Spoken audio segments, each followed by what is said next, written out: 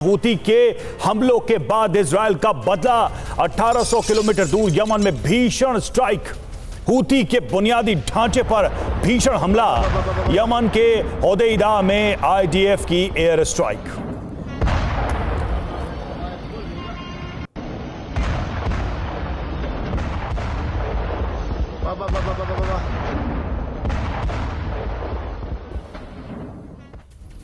और एक और बड़ी खबर, होदेइदा पोर्ट और पावर स्टेशन पर भी हमला हुआ है। आईडीएफ ने ऑयल टैंकर को भी टारगेट पर लिया। हमले के बाद होदेइदा में विनाश की बड़ी आग इस वक्त आप देख पा रहे हैं। इजराइल की तरफ से जो हमला किया गया, आईडीएफ ने ऑयल टैंकर को भी टारगेट पर लिया। इससे पहले कल हमने आपको तस्वीर दिखाई थी जब हूती विद्रोहियों ने इजराइल के ऊपर हमला बोला था और इसके बाद बदला लिया गया।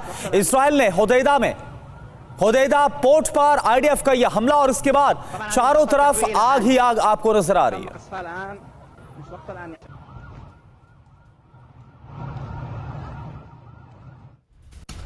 और होदेइदा में इजरायली सेना ने मचाई तबाही। रिहायशी इलाके को आईडीएफ ने बनाया निशाना। हमले में 4 लोगों की मौत, 33 से ज्यादा घायल। तस्वीर आप देखिए हमले की, किस तरह से यह हमले हुए। रिहायशी इलाके को आईडीएफ ने टारगेट किया, निशाना बनाया और यह हमला किया। इस हमले की तस्वीरें सामने आई है। ये देखिए रात के अंधेरे में किस तरह से इन इलाकों में ये हमले किए गए।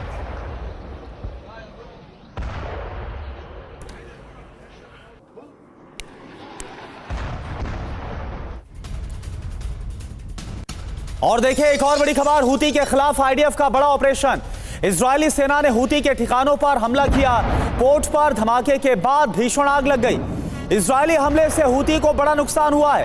पोर्ट पर रखे हूती के हथियार तबाह हो गए। ये देखिए आप, तो ये तस्वीर इस वक्त आपको हम दिखा रहे हैं। हूती के खिलाफ आईडीएफ का बड़ा ऑपरेशन हूती विद्रोहियों के खिलाफ। अब किस तरह से इजराइल की तरफ से बमबारी की जा रही है वो आपको दिखा रहे हैं और इसके बाद कितना नुकसान हुआ है। हूती विद्रोहियों के कई ठिकानों पर हमला किया गया। पोर्ट पर धमाके के बाद भीषण आग नजर आ रही है। इजरायली हमले से हूती विद्रोहियों को बड़ा नुकसान पहुंचा है। तो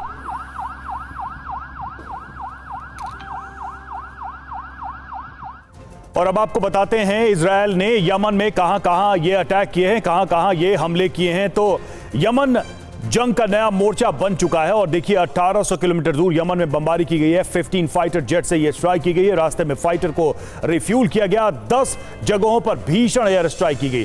रास इसार होदेइदा पर यह हमला किया गया और होदेइदा के पोर्ट पर बमबारी की गई है। पावर स्टेशन पर ताबड़तोड़ हमले किए गए। ऑयल टैंकर पर एयर स्ट्राइक की गई है। हमले में पोर्ट पूरी तरह से तबाह हुआ है। हूती के हथियार डिपो में आग लगी है और हथियारों का जखीरा पूरी तरह से बर्बाद हो गया है। सुमित हमारे साथ, हमारे सहयोगी इस वक्त जुड़े हुए हैं, सीधे रुख करते हैं उनका। सुमित, पहले हमने देखा कि किस तरह से हमास का खात्मा करने के लिए इजरायल ने हमले किए, हिजबुल्लाह पर अटैक किया और अब हूती की बारी है। इसका मतलब है कि बड़ी लंबी प्लानिंग थी और एक एक शब्द जो नेतन्याहू कह रहे थे पहले दिन से, यानी पिछले साल 7 अक्टूबर से, वो दरअसल सिर्फ बयान नहीं थे बल्कि योजना का हिस्सा थे। देखिए बिल्कुल आपने रवि बिल्कुल ठीक कहा कि देखिए ये पूरी योजना थी और बड़े स्ट्रैटेजिक तरीके से लगातार इजराइल मूव कर रहा है। इजराइल ऐसा नहीं है कि एकदम से हमला कर रहा है। इजराइल ने सबसे पहले हमास को निपटाया, हमास के लगातार कमांडर्स को मारा। जब उसको खतरा आप उसको लगा कि कंट्रोल्ड है, अब वो लगातार यहाँ पर आराम से अपने ऑपरेशन चलाता है। उसके बाद उसने हिजबुल्लाह के खिलाफ ऑपरेशन, ऐसा ऑपरेशन जिसको दुनिया भर ने देखा कि कैसे ना सिर्फ उन्होंने नसरल्लाह को मार गिरा, पूरी की पूरी चेन खत्म कर दी है इस समय हिजबुल्लाह की। और अब वो यमन का रुख कर रहे हैं। यानी हर खतरा जिसने लगातार चैलेंज किया इजराइल को लंबे समय तक, उन सभी हमलों को, उन सभी चैलेंजेस को अब इजराइल निष्क्रिय करने पे लगा। और हदीदा मैं आपको बताऊं कि वो पोर्ट है जहां से लगातार हूतीज का बहुत बड़ा कंट्रोल माना जाता है। उसकी पूरी इकोनॉमी चलती है, उसके बड़े कमांडर्स वहां से काम करते हैं। और इससे पहले भी उसने जब अटैक किया था तो इसी इलाके को टारगेट किया था। तो निश्चित तौर पर अगर आप देखिए कि अब इजराइल का मन बन चुका। और मैं आपको बताऊं कि बहुत दूर नहीं है कि वो अब लगातार ईरान की तरफ भी रुख करे। वो लगातार अब इसके बाद सीरिया की तरफ भी बड़ा ऑपरेशन चला है, वो इराक की तरफ भी बड़े ऑपरेशन चला है। तो निश्चित तौर पर अब इजराइल मन बना चुका है, जहां जहां से उसकी तरफ खतरा आएगा वो उस तरफ अपना ऑपरेशन का मुंह मोड़ देगा। बिल्कुल, तो जहां से भी खतरा होगा, कोई भी प्रॉक्सी होगा ईरान का, उसके खिलाफ हमलों को अंजाम दिया जाएगा, खात्मा किया जाएगा, ये ठान ली है इजराइल ने। एक और बड़ी खबर, इजरायली F-15 विमानों ने यमन में कोहराम मचाया। F-15 लड़ाकू विमानों ने यमन में तबाही मचाई है। टेल नौफ एयरबेस से F-15 विमानों ने उड़ान भरी और इसके बाद यमन में तबाही मचाई है, हवाई हमलों को अंजाम दिया गया। ये आप देखिए, टेल नौफ एयरबेस जहां से उड़ान भरी है इजरायली विमानों ने। और यमन पर हमले से पहले इजरायली वायुसेना की प्लानिंग का वीडियो सामने आया है। इजरायली एयरफोर्स कमांडर ने पायलट को दी टारगेट की जानकारी और कमांडर ने कहा कि इजरायल को नुकसान पहुंचाने वाले का काम तमाम होगा।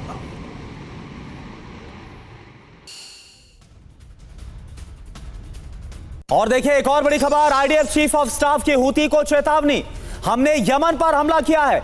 आईडीएफ की तरफ से बताया गया, हम जानते हैं कि आगे भी कैसे हमला करना है, ये कोई संदेश नहीं, ये बल्कि एक्शन है। ये आईडीएफ की तरफ से जो चीफ ऑफ स्टाफ है उनकी तरफ से बता दिया गया है कि आखिर अब आगे की प्लानिंग क्या है, यानी कि हिजबुल्लाह के बाद अब जो अगला टारगेट है वो हूती और उसके खिलाफ और बड़े हमले को अंजाम दिया जाएगा। ये संकेत और संदेश साफ तौर पर समझ में आ रहा है।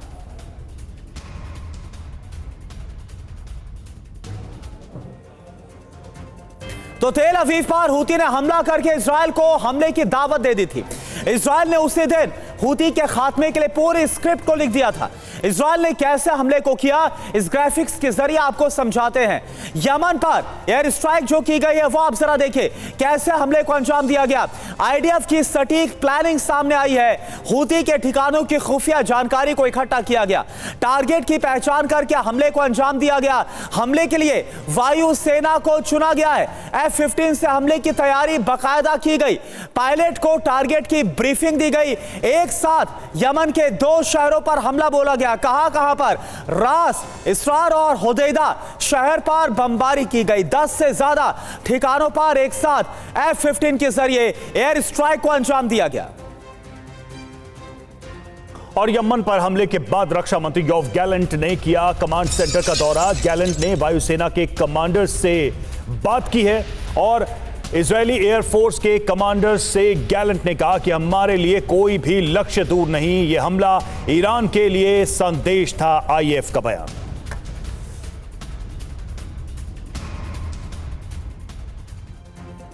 और चलिए अब आपको बताते हैं कि इजरायल ने हूती पर आखिर क्यों हमले को अंजाम दिया। हमास, हिजबुल्लाह के बाद अब हूती पर अटैक किया गया। हूती के पास 30 से 40 हजार लड़ाके, यानी कि एक बड़ी ताकत है। हूती के पास हथियारों का बड़ा जखीरा भी मौजूद है। हूती लड़ाकों के पास लंबी दूरी के रॉकेट मौजूद है, जिससे लगातार वो हमलों को अंजाम देता है। यमन के बड़े हिस्से पर हूती गुट का कब्जा है। लाल सागर में इजरायली जहाजों पर टारगेट किया गया। इजरायल पर कई बार रॉकेट से हमला भी किया गया।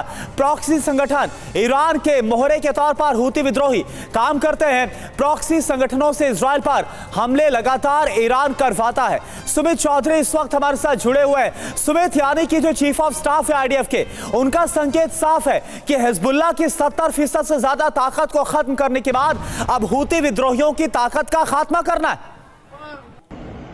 करुणा, देखिए इजराइल के लिए पिछले 1 महीने से सबसे बड़ा खतरा क्या था? इजराइल पे सबसे बड़ा खतरा ये था कि हूती जो है लॉन्ग रेंज मिसाइल का इस्तेमाल कर रहे थे। वही लॉन्ग रेंज मिसाइल या फिर आप मीडियम रेंज बैलिस्टिक मिसाइल फिर हिजबुल्लाह ने इस्तेमाल करनी शुरू की और उस पर खतरा सीधा तेल अवीव पे पड़ा। 2-2 हजार किलोमीटर दूर से लगातार हूती टारगेट कर रहे थे। निश्चित तौर पर जब खतरा तेल अवीव तक पहुंच गया, जब लगातार इजराइल को यह लगा कि ये कभी भी और लगातार इस तरीके से हमले करते रहेंगे, तब इजराइल ने अब अपना जो अगला ऑपरेशन था वो हूतियों के खिलाफ चलाया। और इजराइल इस बात को बहुत अच्छे तरीके से समझता है कि उसको एक एक करके अपने प्रॉक्सी को निपटाना है और एक एक कर अपने प्रॉक्सीज के ऊपर अटैक करने हैं और जो खतरा लगातार इनकी तरफ से बना हुआ है उसको न्यूट्रलाइज करना। और यही वजह है कि अब हम देखिए कि अब हिजबुल्लाह के खात्मे के बाद अब वो हूती का रुख कर चुके हैं, हूती के उस इलाके का रुख कर चुके हैं जहां से होदेदा से सबसे ज्यादा उनकी तरफ टारगेट आ रहा है। वो जहां से लगातार हूती बड़ा ऑपरेशन चलाते हैं। आपको याद होगा इससे पहले भी होदेदा के अंदर टारगेट किया था, जहां से लगातार हूती की इकोनॉमी चलती है, उनको साजो सामान मिलता है। तो अब ये मान के चलिए कि अब ये लंबा मिशन इजराइल की तरफ से, आईडीएफ की तरफ से चलाया जाएगा और वो बड़ी बिल्कुल हूती पर हमले करके इजराइल ने संकेत साफ कर दिए हैं कि ये जो ट्रिपल एच का खतरा था उसको वो हमेशा के लिए खत्म करना चाहता है। शुक्रिया आपका हमसे जुड़ने के लिए और हमसे बातचीत करने के लिए। और अब से कुछ देर पहले दक्षिणी लेबनान पर इजराइल का हमला हुआ है। बेरूत के रिहायशी इलाकों पर हमला हुआ। मल्टी स्टोरी अपार्टमेंट पर मिसाइल से अटैक किया गया है। देर रात सड़कों पर अफरा तफरी का माहौल देखा गया।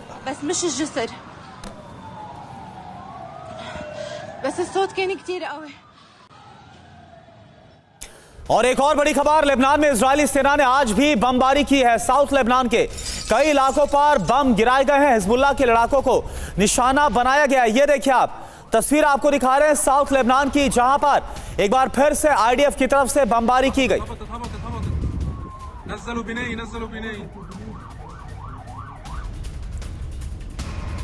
और लेबनान में इजरायली सेना की स्ट्राइक, 12 से ज्यादा लड़ाकू विमानों ने मचाई तबाही। हिजबुल्लाह के 120 ठिकानों पर किए हमले। दक्षिण लेबनान में इजरायल ने मचाई है तबाही।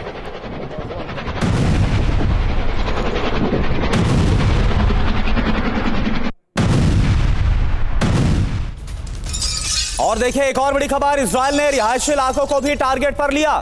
इजरायली हमले में एक दिन में करीब 70 लोगों की मौत। हवाई हमले में 100 से ज्यादा लोग घायल हुए। ये देखिए आप। तो इजरायल लगातार हिजबुल्लाह के गढ़ पे हवाई हमलों को अंजाम दे रहा है। अब इजरायली सेना ने लेबनान में ग्राउंड ऑपरेशन की पूरी तैयारी कर ली है। तो आप देखिए पूरी खबर, हिजबुल्लाह पर अंतिम वार, ग्राउंड ऑपरेशन के जरिए प्रहार होगा। हिजबुल्लाह पर अब हमले की तैयारी है ग्राउंड ऑपरेशन के जरिए। बॉर्डर पर सेना और टैंक ब्रिगेड को तैनात कर दिया गया है। टारगेट पर क्या क्या है? हिज्ब के अंडरग्राउंड ठिकाने और हिजबुल्लाह की सुरंगें टारगेट पर है। बिल्कुल, इसके अलावा मिसाइल लॉन्च साइट्स टारगेट पर हैं और रॉकेट लॉन्च साइट भी हैं। हथियारों के गोदाम टारगेट पर है। कहां ग्राउंड ऑपरेशन, तो उसको भी देख लेते हैं। बेरूत, बेका वैली, बालबेक, सिडोन, तायर, इन सभी जगहों पर ग्राउंड ऑपरेशन की तैयारी है। और देखिए इस बीच एक और बड़ी खबर, बड़ी ब्रेकिंग न्यूज। लेबनान पर हमले के बाद हिजबुल्लाह का काउंटर अटैक, नसरुल्लाह की मौत का बदला शुरू। यरूशलेम में हिजबुल्लाह का अटैक, टारगेट पर आईडीएफ मीटिंग पॉइंट और इजरायली डिफेंस सिस्टम ने मार गिराए रॉकेट्स।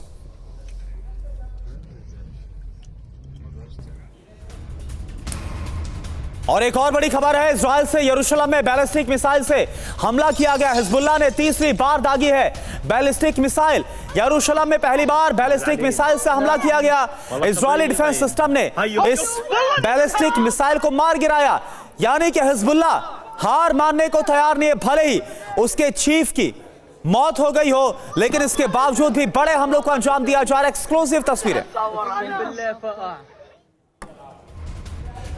और हिजबुल्लाह की मौत के बाद ईरान बौखलाया। ईरान के राष्ट्रपति पेज़ेश्कियान ने कई देशों से आग्रह किया और लेबनान के समर्थन के लिए आगे आने की अपील की। लेबनान को जंग में अकेला नहीं छोड़ सकते।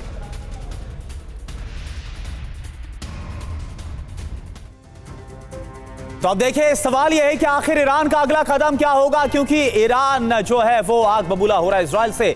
क्या सीधी जंग लड़ेगा? पेज़ेश्कियान ने क्या कहा? जंग में लेबनान के लिए साथ आने का ऐलान कर रहे हैं पेज़ेश्कियान। लेबनान के समर्थन में आगे आने की अपील की गई है। किसी देश में घुसकर हमले की इजाजत नहीं है। इजराइल लेबनान यमन पर हमला कर रहा है। हिजबुल्लाह को अकेला नहीं छोड़ा जा सकता, यह ईरान के राष्ट्रपति की तरफ से कहा गया। हम ऐसी कार्रवाइयों को स्वीकार नहीं कर सकते। इजराइल को निर्णायक प्रतिक्रिया मिलेगी। अब सवाल यह कि ईरान क्या वाकई में ऐसा कदम उठाएगा, और अगर उठाएगा तो कब? और आज रूस के पीएम मिखाइल मिशुस्तिन जाएंगे ईरान और ईरान से आगे की रणनीति पर रूसी पीएम करेंगे चर्चा। वॉर प्लान पर हो सकती है चर्चा।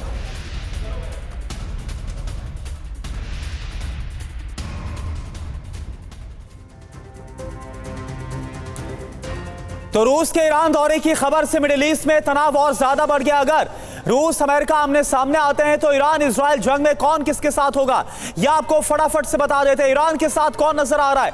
रूस, चीन और नॉर्थ कोरिया। इसके अलावा इजराइल के साथ तो अमेरिका खड़ा ही है, ब्रिटेन, फ्रांस और साथ साथ जर्मनी, जॉर्डन और नेटो के कई देश और ईरान के साथ। इसके अलावा सीरिया, लेबनान और यमन भी साथ में खड़े हुए हैं।